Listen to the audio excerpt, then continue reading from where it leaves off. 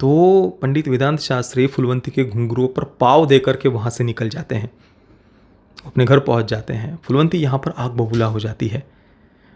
दरबार में वो कहती है कि मेरा ये अपमान हुआ है, वसंत पंचमी के दिन, सरस्वती पूजा के दिन एक स्त्री का ये अपमान हुआ है, मुझे न्याय चाहिए, मुझे बेताल वैश्या कहा गया है यहाँ पर दरबार में। तो सब लोग कहते कि नहीं नहीं नहीं नहीं, वो तो ऐसा कह ही नहीं सकते, शास्त्री जी ऐसा कह ही नहीं सकते, तुम झूठ बोल रही हो। तो शास्त्री जी को बुलाया जाता है। ओम नारायण नारायण नारायण नारायण। सब मित्रों को राम राम, सबका स्वागत है दोस्तों, कैसे हैं आप सब। तो दोस्तों आज 11 अक्टूबर शुक्रवार को जो तीसरी फिल्म मैंने देखी वो है फुलवंती। आज सुबह सबसे पहले मैंने आर्या भट्ट की जिगरा देखी, उसके बाद में राजकुमार राव और तृप्ति दिमरी की विकी विद्या का वो वाला वीडियो, और इन दोनों ही फिल्मों के रिव्यू आप हमारे इसी चैनल पर देख सकते हैं। जितने भी फिल्मों के या फिर वेब सीरीज़ के रिव्यूज़ होते हैं वो हमारे इसी प्रतीक्ष फिल्म थ्योरी चैनल पर ही मैं अपलोड करता हूं। तो जो भी नए मित्र ये वीडियो देख रहे हैं, चैनल को सब्सक्राइब अवश्य अवश्य करना। तो अभी हम बात करने वाले हैं फुलवंती के बारे में। 2.25 घंटे की ये फिल्म है। अभी रात के लगभग पौने 12 बज रहे हैं। अभी जस्ट मैं फिल्म को देख करके आया हूँ। इस फिल्म को डायरेक्ट किया है स्नेहल प्रवीण तरडे ने, और प्राजक्ता माई कश्मीर महाजनी इसमें मुख्य भूमिका में है। मैंने फिल्म देखने से पहले इसका ट्रेलर भी नहीं देखा था। मुझे फिल्म के बारे में कोई भी ज़्यादा ऐसा अंदाज़ा नहीं था, थोड़ा बहुत पता था परंतु ज़्यादा कुछ ऐसा अंदाज़ा फिल्म के बारे में नहीं था कि इतिहास का कौन सा पन्ना इसमें हमें देखने को मिलने वाला है, क्या वगैरह वगैरह। अब फिल्म देखने के लिए जब मैं गया तो शुरुआत में ही पढ़ने को मिला कि बाबा साहेब पुरंदरे जी के उपन्यास फुलवंती पर यह फिल्म आधारित है। तो फिल्म देखने की उत्सुकता और भी ज़्यादा बढ़ गई कि भाई अब इतिहास के कौन से नए पहलू के बारे में हमें जानने को मिलने वाला है। अब फिल्म क्या कहती है, फिल्म की कहानी क्या है, इसके बारे में मैं रेटिंग देने के बाद में चर्चा करूंगा। उससे पहले का पार्ट हम स्पॉइलर फ्री रखेंगे ताकि जिन मित्रों ने फिल्म नहीं देखी है उन्हें कहानी के बारे में कुछ ज़्यादा पता ना चले, और पता ना चले वो ज़्यादा बेटर रहेगा। आप बिल्कुल ब्लैंक माइंड के साथ में फिल्म देखने के लिए जाइए। वैसे कोई सस्पेंस थ्रिलर नहीं है, परंतु फिर भी कुछ ना पता हो ज़्यादा, क्योंकि आगे जा कर के जो कुछ भी होते जाता है उसके बारे में अगर नहीं पता हो तो ज़्यादा बढ़िया है। और बाकी बहुत सारे मित्र तो ये फिल्म शायद नहीं देखेंगे क्योंकि एक मराठी फिल्म है। वैसे तो मैं सबको स्ट्रांगली ये फिल्म रिकमेंड करता हूँ कि आप ये फिल्म थिएटर में अवश्य अवश्य देखना। भले ही आपको हिंदी नहीं आती हो, मराठी नहीं आती हो, पर फिल्म में सबटाइटल्स है और आपको फिल्म आराम से समझ में आ जाएगी कि फिल्म में क्या कहा गया है। तो मैं तो सभी को ये फिल्म स्ट्रांगली रिकमेंड करता हूँ। तो जैसा कि मैंने कहा, मैं तो सबको स्ट्रांगली ये फिल्म रिकमेंड करता हूँ क्योंकि फिल्म, मैं किस किस बात की प्रशंसा करूं, इतनी ज़्यादा फिल्म हर जगह पर हमें प्रभावित करती है। सबसे पहले तो फिल्म के विजुअल्स, भाई इतने ज़्यादा सुंदर फिल्म के विजुअल्स है ना कि आप फिल्म को कहीं पर भी रोक दीजिए और उस सीन की फ्रेम बनाकर आप घर में लगा सकते हो। हर एक सीन इतना ज़्यादा प्यारा, इतना परफेक्ट है, जस्ट आप कहीं पर भी फिल्म को पॉज कर दीजिए, उस सीन की फ्रेम बना सकते हैं हम। लाइटिंग का काम, आर्ट डायरेक्टर का काम इतना बढ़िया है, जस्ट आप उन सीन्स को देखते रह जाएंगे। एक प्रकार से हम फिल्म का पार्ट हो जाते हैं, और ये मैं बिल्कुल भी अतिशयोक्ति नहीं कर रहा हूँ। इतनी ज़्यादा सुंदर फिल्म दिखने में है, वाह, मतलब मेरे पास शब्द नहीं है उसकी प्रशंसा करने के लिए। उसके बाद में संगीत, फिल्म का म्यूज़िक, वो भी सबसे बड़ा मुख्य पार्ट है फिल्म का, क्योंकि एक नृत्यांगना के जीवन पर ये फिल्म आधारित है। तो वो भी बस मंत्रमुग्ध करने वाला था। विजुअल्स इतने सुंदर, कानों को बिल्कुल आह्लादित करने वाला संगीत, और उससे ऊपर जो मुख्य पात्र फुलवंती का जो एक नृत्यांगना है, वो पात्र प्राजक्ता माई इन्होंने प्ले किया है। मैं क्या बताऊं आपको, इतना ज़्यादा बढ़िया वो परफॉर्मेंस है उनका, इतना बढ़िया परफॉर्मेंस, मतलब मेरे पास शब्द नहीं है भाई, सच में शब्द नहीं है प्रशंसा करने के लिए। हालांकि शुरुआत में मुझे ऐसा लग रहा था कि शायद ये कास्टिंग सही होगी या नहीं होगी, पर फिल्म देखने के बाद में बाप रे बाप, बहुत ही ज़्यादा बढ़िया परफॉर्मेंस था। आप जस्ट फिल्म देखते रह जाएंगे, इतनी ज़्यादा बढ़िया वो फिल्म है। तो ये तो हो गई विजुअल्स वगैरह के बारे में प्रशंसा। और बाकी कहानी की बात करें, कैरेक्टर डेवलपमेंट की बात करें, तो वहाँ पर भी आप फिल्म शुरू होते ही बस चिपक जाएंगे फिल्म के साथ में। और ज़्यादा जैसे जैसे आगे फिल्म बढ़ती जाएगी, आपकी उत्सुकता बढ़ती जाएगी कि अब आगे फिल्म में क्या होने वाला है जाकर। जैसा कि मैंने कहा, कोई बहुत सारे ट्विस्ट और टर्न्स या कोई सस्पेंस वगैरह ऐसा नहीं है, परंतु फिर भी वो कैरेक्टर्स इस प्रकार के हैं ना, मतलब आजकल ऐसे पात्र बहुत कम देखने को मिलते हैं जो अपने मूल्य और आदर्शों के लिए इस प्रकार से अड़िग हो, डट जाए बिल्कुल अपने मूल्य और आदर्शों के लिए। कहाँ देखने को मिलते हैं आजकल ऐसे पात्र फिल्मों में? ना फिल्म मेकर्स ऐसे पात्र लिखते हैं और ना ही स्क्रीन पर हमें देखने को मिलते हैं। पर यहाँ पर ऐसे दो मुख्य पात्र हैं।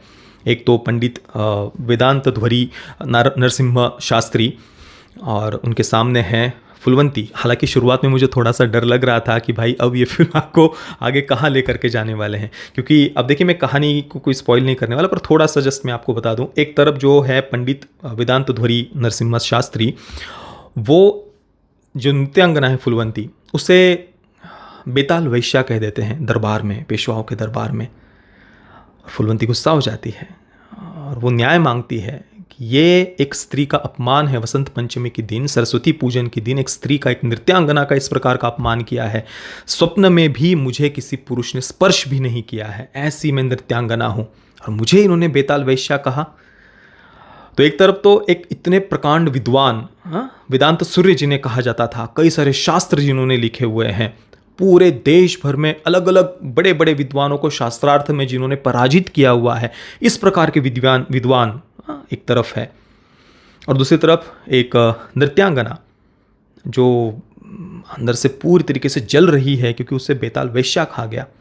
तो शुरुआत में मुझे थोड़ा सा डर लगा कि भाई अब ये फिल्म आगे कहाँ जाने वाली है। कहीं पर इतने महान विद्वान को मूर्ख पाखंडी वो दिखा देंगे और एक नृत्यांगना बस उसकी कला वो बस सर्वोपरि है, आप कुछ कह नहीं सकते, आलोचना नहीं कर सकते वगैरह कुछ। मतलब एक फिल्म इंडस्ट्री की दृष्टि से इस प्रकार की कहानी तो बिल्कुल उनको सूट करेगी ना। तो वो मेरे मन में थोड़ा सा डर लग गया कि यार अब ये कहानी को आगे कहाँ लेकर के जाने वाले हैं। पर जहाँ फिल्म आगे जाती है ना, मतलब भले ही मुझे शुरुआत में डर लगा था, परंतु शुरुआत में जब मैंने पढ़ा ना कि बाबा साहेब पुरंदरे जी के उपन्यास पर फिल्म आधारित है, तो अंदर थोड़ा सा वो डर चला भी गया था कि नहीं यार, उनके उपन्यास पर आधारित है तो वो कुछ ऐसा तो नहीं दिखाएंगे। ये इस प्रकार की कुछ बात प्रमोट करने के लिए तो वो उपन्यास नहीं लिखेंगे। तो वो डर तो चला गया था कि कुछ ना कुछ तो आगे जा कर के सही ही वो दिखाएंगे, और वैसा ही कुछ आगे जा कर के होता है।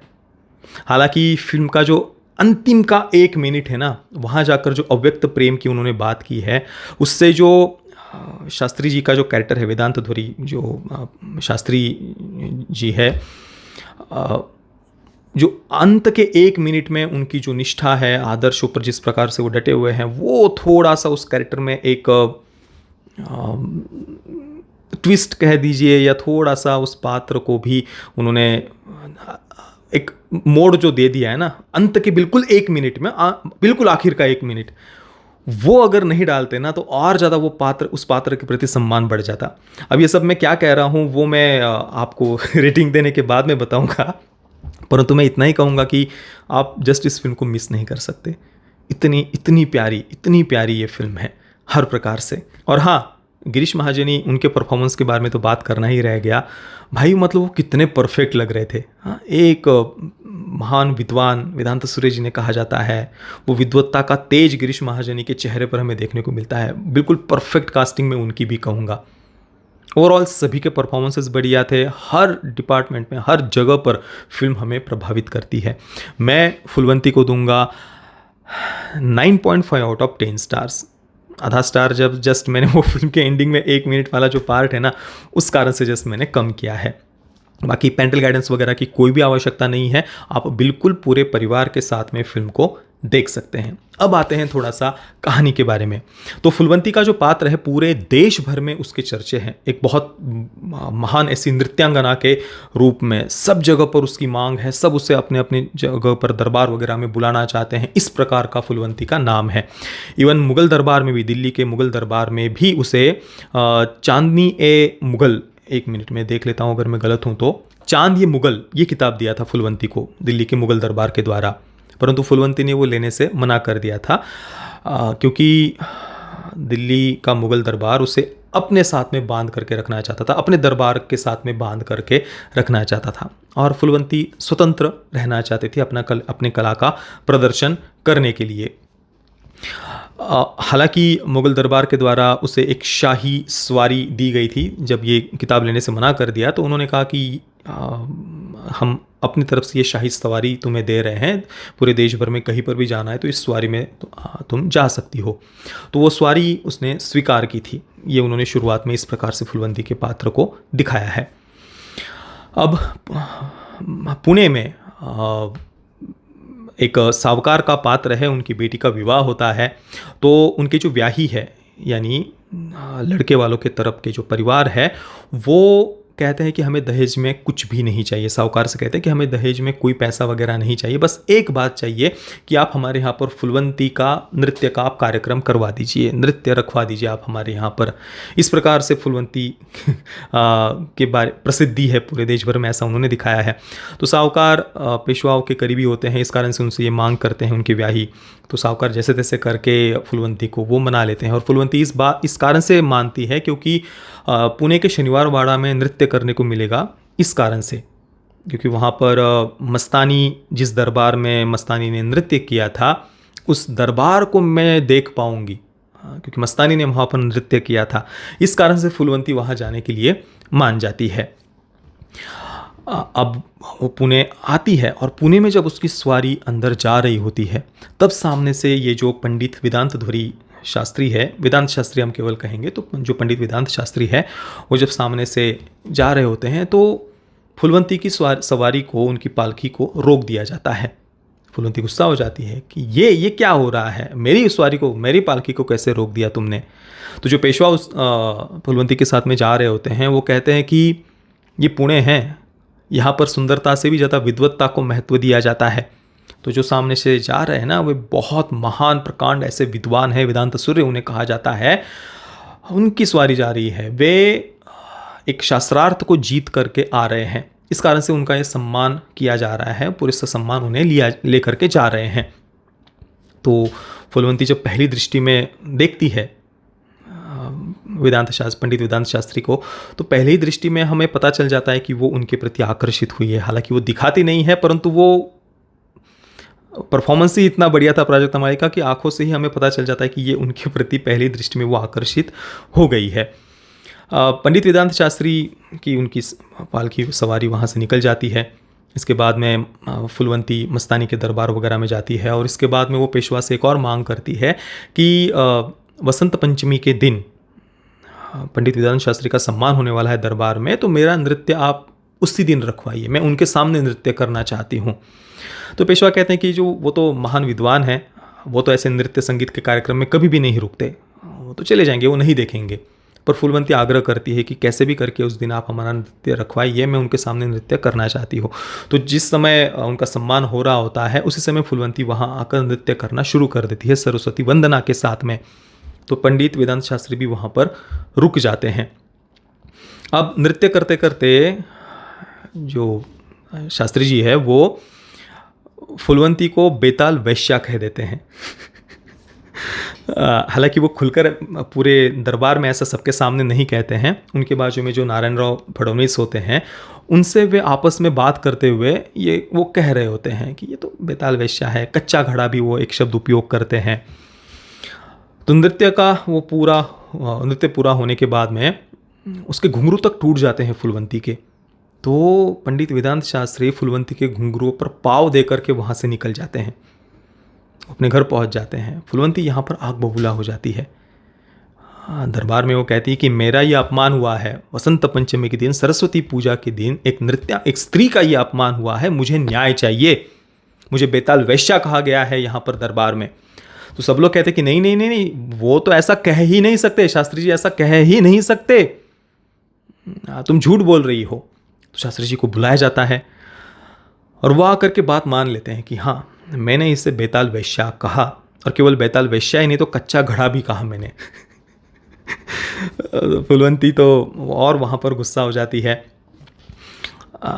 इसके बाद में वो कहती है कि मुझे तो न्याय चाहिए। तो दरबार में कहा जाता है पेशवाओं के द्वारा कि अब आपने तो, शास्त्री जी ने तो स्वयं अपनी गलती मान ली है, तो बताओ तुम्हें क्या न्याय चाहिए। तो फूलवंती कहती है कि मैं यहाँ पर 1 घटिका तक नृत्य करूँगी और उसमें अगर मुझसे 3 गलतियाँ हुई तो मैं जीवन भर इनकी दासी बन करके रहूँगी शास्त्री जी की, और अगर मुझसे गलती नहीं हुई तो मैं शास्त्री जी को पूरे पुणे की गलियों में गले में घुंघरू बांधकर भालू की तरह, जानवर की तरह पूरे पुणे की गलियों में घुमाऊंगी मैं। तो सब लोग बहुत गुस्सा हो जाते हैं, परंतु बात माननी पड़ जाती है फूलवंती की। इस पर शास्त्री जी एक शर्त रखते हैं। वो कहते हैं कि मेरी भी एक शर्त है कि पखवाद को, तबले की तरह होता है, देखिए पखवाद को हिंदी में पता नहीं, शायद पखवादी कहते होंगे। वो कहते हैं कि वो मैं बजाऊंगा। तो सब और ज़्यादा चिंतित हो जाते हैं दरबार में कि भाई आप तो शास्त्रार्थ करते हो, शास्त्रार्थ ज्ञान की बातें करना वही आप करिए, ये पखवाद वगैरह आपको कहाँ से आता तो है नहीं, और आप 1 महीने में कैसे सीख जाएंगे? 1 महीने के बाद ये कार्यक्रम रखने वाले हैं, तो ये तो संभव ही नहीं है, आप हार जाएंगे, आप क्यों कर रहे हो? परंतु वो कहते कि नहीं, अब मैंने बोल दिया तो बोल दिया, पखवाद मैं ही बजाऊंगा। तो सब तो बहुत निराश हो जाते कि यार अब शास्त्री जी तो हारने वाले हैं, अब ये तो नृत्यांगना है, ये तो जीतेगी ही। इसके बाद में फूलवंती की गुरु माँ आती है जिन्होंने उन्हें नृत्य सिखाया था। दूसरी तरफ जो शास्त्री जी हैं उनके भी गुरु आते हैं, वो बहुत ज़्यादा क्रोधित हो जाते हैं कि तुमने नाम खराब कर दिया, अब क्या तुम शास्त्रार्थ वगैरह सब छोड़ करके ये जो तबला वगैरह बजाओगे क्या? हाँ, तुम्हारा कितना बड़ा अपमान होगा, कैसे तुमने ये बात बोल दी? पर बाद में गुरुजी उनका क्रोध भी शांत हो जाता है। वो कहते हैं कि चलो अब 1 महीने का समय है तो कुछ करते हैं। तो वे पखवाद वगैरह सीखने लग जाते हैं 1 महीने तक। इसके बाद फिर 1 महीने के बाद में दरबार में वो नृत्य का कार्यक्रम शुरू हो जाता है। वेदांत शास्त्री वो पखवाद बजाते हैं और फूलवंती नृत्य करने लगती है 1 घटिका तक, और अंत में वो हार जाती है, उसका ताल चूक जाता है और पंडित वेदांत शास्त्री जीत जाते हैं। सब तरफ उनकी जय जयकार होने लगती है। हालांकि ये बात मैंने पहले ही गेस कर ली थी, क्योंकि जिस प्रकार की बातें वो कहती ना कि मैं अगर ताल चूक जाऊंगी तो मैं इनकी दासी बन करके रहूंगी, और पहली दृष्टि में फूलवंती को उनके प्रति आकर्षित वो हो गई थी, उनसे प्रभावित हो गई थी एकदम से। तो ये मैंने पहले ही, मुझे लग गया था कि भाई जब उसने ये बात कही ना कि मैं दासी बन करके रहूंगी 3 बार अगर मेरी गलती हो जाए, तो तभी लग गया था कि भाई ये आगे जा करके खुद होकर हारने वाली है क्योंकि वो चाहती थी कि मैं उनके घर पर रहूं, कैसे भी करके मैं इनके निकट रहूं, क्योंकि उनके घर में जिस प्रकार से जैसा वातावरण दिखाया ना पंडित वेदांत शास्त्री के घर पर, बिल्कुल जैसे लक्ष्मी और सरस्वती वहाँ पर वास करती हो, कोई मंदिर हो, इस प्रकार का वातावरण, इतना पवित्र, वेदों की ऋचाओं का पाठ हो रहा है, और जो पूजा पाठ मंत्रोच्चार आदि जो वहाँ पर दिखाया है, इतना पवित्र वातावरण, बहुत सुंदरता से उन्होंने वो दिखाया है। तो शुरुआत में पता चल गया था कि फूलवंती वहाँ जाना चाहती है और वो हारेगी। और ये जो कुछ भी पूरा उसने अपना क्रोधित होने का भी नाटक किया ना बेताल वैश्या कहने पर, ये भी जस्ट उसकी बस वो चाल थी, क्योंकि वो कैसे भी करके शास्त्री जी को फंसा कर उनके साथ में वो रहना चाहती थी। और ऐसा ही वो एंडिंग में होता भी है, वो खुद होकर के हार जाती है। मतलब बताती नहीं है, परंतु शुरुआत में वो बताती नहीं है कि वो खुद होकर हारी है। तो इसके बाद में फिर शास्त्री जी का जय जयकार होने लगता है, वो जीत जाते हैं। तो इधर शास्त्री जी की जो पत्नी है वो पात्र भी बहुत बढ़िया तरीके से उन्होंने दिखाया है। वो पत्नी अपने पति के प्रति इतना उसका प्रेम है कि अब शास्त्री जी हार जाए या जीत जाए, मैं तो हारी जाऊंगी ना, क्योंकि शास्त्री जी हार भी गए तो एक दूसरी स्त्री घर में आ जाएगी। हाँ, तो एक पत्नी तो ये बिल्कुल भी नहीं चाहेगी। तो वो उनकी पत्नी की वो पीड़ा को भी उन्होंने दिखाया है। हालांकि फिर भी पति की हार में हार, पति की जीत में जीत, दोनों का ही, पति का भी अपने पत्नी के प्रति प्रेम, पत्नी का भी अपने पति के प्रति प्रेम, वो समर्पण उनका वो दिखाया है शास्त्री जी की पत्नी की मैं बात कर रहा हूँ। और जब पखवाद सीखने की भी जो समय होता है ना, उस समय भी पत्नी को पूर्ण रूप से साथ देते हुए दिखाया अपनी पत्नी का कि मैं अपने पति को हारने नहीं दे सकती, चाहे कुछ भी हो जाए। तो ईश्वर से वो मांग भी कर रही होती है कि मेरे पति किसी भी हालत में हारने नहीं चाहिए, नहीं तो उनका कितना बड़ा अपमान होगा। एक भालू की तरह गले में घुंघरू बांधकर पूरा घुमाया जाएगा उन्हें। तो पत्नी अपने पति के साथ में वो खड़ी है। तो वो पात्र भी बहुत बहुत बढ़िया तरीके से दिखाया। हालांकि ऐसा पात्र जो आजकल के तथाकथित फेमिनिस्ट हैं उनके लिए तो बिल्कुल किसी भयानक बुरे सपने की तरह है, किसी वर्स्ट नाइटमेयर की तरह है। मतलब चलो उस विषय में अभी हम नहीं जाते हैं।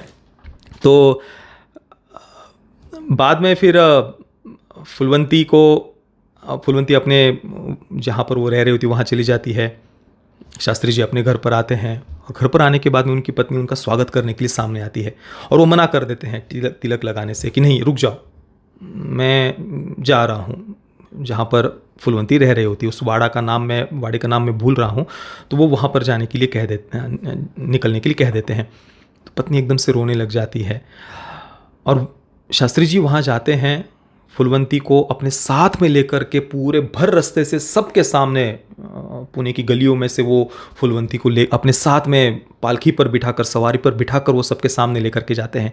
पूरी छी छी थू थू होने लग जाती है उनकी। सब लोग कहते हैं कि ये देखो, मतलब आदमी वासनांध हो जाता है तो देखिए कितना गिर जाता है, बुद्धि मर जाती है, विवेक मर जाता है। देखो शास्त्री जी का क्या हो गया, फुलवंती को अपने साथ में सवारी पर लेकर के जा रहे हैं। पूरा गलियों में से सब छी छी थू थू करने लग जाते हैं। परंतु शास्त्री जी उसे अपने घर नहीं ले जाते, फिर से शनिवार वाड़ा में दरबार में लेकर के जाते हैं और वहाँ पर कहते हैं कि मैंने तो बस फुलवंती की परीक्षा लेने के लिए ये वो शब्द कहा था, बेताल वैश्या, क्योंकि मैंने देखा था कि ये कला में बहुत निपुण तो है परंतु अहंकार इसमें बहुत ज़्यादा है और उस अहंकार को तोड़ने के लिए मैंने वो बात कही थी और इस कारण से ये सब कुछ मेरे शब्दों के कारण ये हो गया। इसके बाद फुलवंती अपने मन की बात कहती कि आपके शब्दों के कारण नहीं हुआ है ये। वो स्वयं उनके साथ में रहना चाहती थी, उनके घर में रहना चाहती थी। चाहे कुछ भी हो जाए, मुझे आपके साथ में रहना है, मुझे वो शर्त वगैरह वो जो भी हुआ उससे कोई मतलब नहीं है। मैं हृदय से ये बात चाहती हूँ कि मैं आपके साथ में ही रहूँ, चाहे आप मुझे तबेले में कहीं पर भी घर के खूंटी के दरवाजे के बाहर रख दीजिए, मैं वहाँ पर रह लूँगी, मुझे आपके साथ में रहना है। तो शास्त्री जी भी कहते हैं कि ठीक है, कल सुबह की बात हुई है ना, तो कल सुबह तुम आ जाना। फुलवंती दूसरे दिन बड़ा पूरा सज धज कर, उस दिन भी बड़ा ही सुंदरता से उन्होंने दिखाया है, फुलवंती पूरा सज धज कर शास्त्री जी के घर पर आती है, दरवाज़ा खोलती है और देखती है कि पूरा वाड़ा जहाँ पर शास्त्री जी रह रहे होते हैं पूरा खाली है, वहाँ पर कोई भी नहीं है।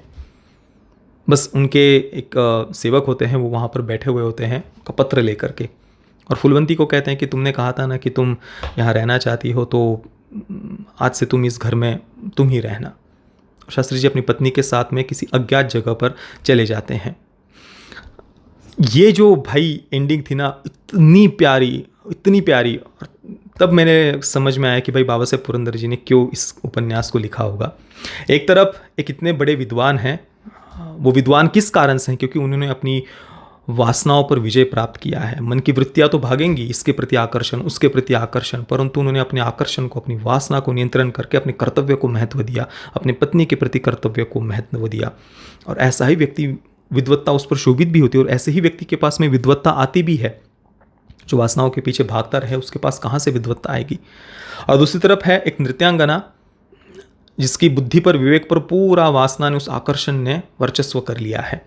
तो दो ऐसे बिल्कुल अपोजिट कैरेक्टर्स हैं। यहाँ पर अगर फिल्म समाप्त हो जाती ना, बहुत बहुत परफेक्ट मैं उससे कहता है, क्योंकि जो शास्त्री जी का कैरेक्टर है उनके प्रति और ज़्यादा आदर और सम्मान हमारे मन में बढ़ता। हालांकि सम्मान तो है ही, परंतु अंत के 1 मिनट में जब शास्त्री जी अपनी पत्नी के साथ में जा रहे होते हैं अज्ञात जगह पर, तो पत्नी उनसे पूछती है कि क्या आपके हृदय में पिछले 1 महीने में किसी एक क्षण के लिए भी मेरी जगह कम हुई है? मतलब फुलवंती, आपके हृदय में किसी एक क्षण के लिए भी उसका विचार आया है, उसके प्रति आकर्षण थोड़ी देर के लिए भी आया है, क्षण के लिए भी? शास्त्री जी कुछ कहते उससे पहले ही पत्नी उनके ओठों पर हाथ रख देती है और कहती है कि आप मत बोलिए कुछ, क्योंकि वो थोड़ी देर रुक गए थे ये प्रश्न सुनने के बाद में, तो वो एकदम से उनके ओठों पर हाथ रख देती है कि मत बोलिए, मुझे पता है कि आप झूठ नहीं बोलेंगे। तो यहाँ पर शास्त्री जी की भी आंखों से पानी आ रहा है, ये उस सीन में वो दिखा रहे हैं। तो उनके मन में भी फुलवंती के प्रति आकर्षण है, वो ये दिखा रहे थे।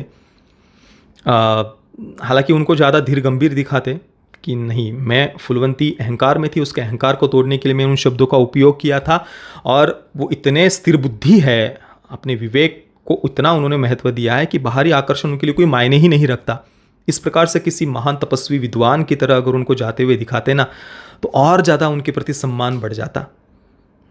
पर अभी उनको एंडिंग में वो सच में वो भी उनके मन में भी आकर्षण थोड़ा बहुत क्षण के लिए भी आया था, ये वो दिखा रहे हैं। हालांकि आकर्षण आना ये कोई बात गलत नहीं है, आकर्षण तो मन में कई सारी वृत्तियाँ आती है, मन की वृत्तियों पर विजय प्राप्त करने वाला ही सही मनुष्य होता है ना, वही उसी को हम महान ज्ञानी विद्वान कहते हैं। वृत्तियाँ तो कई प्रकार की आती है दिन भर में, तो अलग अलग वृत्तियों के पीछे थोड़ी ना हम सबके पीछे भागते हैं। मन को नियंत्रित करने वाला ही महान योगी तपस्वी होता है। तो बिल्कुल शास्त्री जी के पात्र को वैसा दिखाया भी है। एक दिन घर में उनके मुंह से गलती से फुलवंती का नाम निकल जाता है अपने मुंह से, क्योंकि वो पूरा वो पखवाद बजाने में, वो सीखने में इतना वो तल्लीन हो गए होते हैं कि दिन रात वो वही विचार कर रहे होते हैं। उस कारण से उनके मुंह से फुलवंती नाम निकल जाता है पत्नी को आवाज़ देते समय। तो वो इतना प्रायश्चित करते हैं, जाकर के पूरा घड़े में से पानी लेकर के ठंडा पानी अपने पूरे शरीर पर डालते हैं, मंत्रोच्चार करने लग जाते हैं, क्षमा मांगने लग जाते हैं कि ये मुझसे क्या हो गया, मेरी पत्नी होते हुए भी मैंने फुलवंती का नाम मेरे मुँह से आ गया, तो मेरे मन में ये विचार कैसा है। तो एकदम से वो पूरा प्रायश्चित करने लग जाते हैं। तो इस प्रकार का शास्त्री जी का पात्र है। तो हालांकि भले ही वो एंडिंग में वो बात वो भले ही दिखा रहे हो, परंतु सच में वो अपने आदर्शों के प्रति, अपने कर्तव्य के प्रति पूरे अडिग है, और यही बात उनको महान बनाती है। पर एंडिंग में वो एक अव्यक्त प्रेम जैसा वो शब्द उपयोग जब करते हैं ना तो उन दोनों के प्रति, तो वो थोड़ा सा मुझे सही नहीं लगा। पता नहीं उपन्यास में एंडिंग उन्होंने क्या दी है, पर ओवरऑल मुझे फिल्म पसंद आई। शुरुआत में थोड़ा सा मुझे डर लगा था कि पता नहीं वो अब आगे कहाँ इस कहानी को लेकर के जाने वाले हैं, पर जिस प्रकार से जो वेदांत शास्त्री जो पात्र हैं उनका बहुत बहुत मुझे वो पात्र पसंद आया। बाकी जो कहानी मैंने बताई उस पर आपके विचार क्या है, अगर आपने फिल्म देखी तो फिल्म पर आपके विचार क्या है, मुझे अपने नीचे कमेंट में अवश्य बताना। वीडियो को लाइक और शेयर अवश्य अवश्य करना। सभी मित्रों का बहुत बहुत धन्यवाद। जय श्री राम, वंदे मातरम।